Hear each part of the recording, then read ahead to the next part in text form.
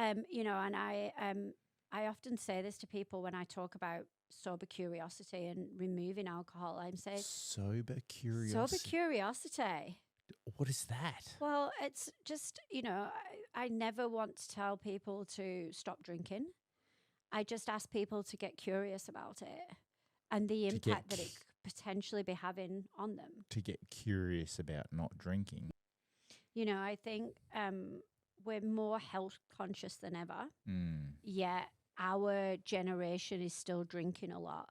And because we've been drinking for so long, we don't necessarily realize that the ailments that we're getting are related to alcohol, because we're like, and this was also me, I was 38 and I wanted it to be anything but the alcohol, but I tried everything. They kind of go, I'm doing all these things, but in the back of their mind, they're like, surely it can't be this one thing. Yeah. Surely it's not that. And then, and then they do, and they're like, oh shit. Wow. Literally, wow. It's something, you hear often, I need a glass of wine I've had such a rough day.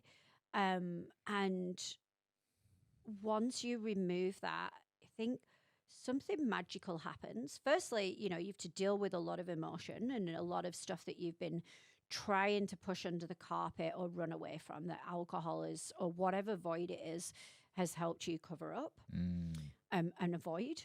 And then once you work through that and you start having better night's sleep, you start seeing the impact that it has on how you look, how you feel.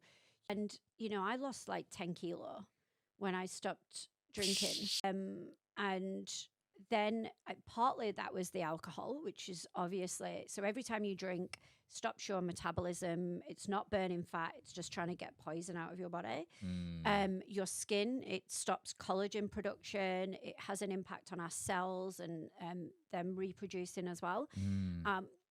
But also, you're less likely to have Uber Eats or want pizza after a night out. So I think it was the alcohol, but it was also, I had the energy to cook food and nourish my body.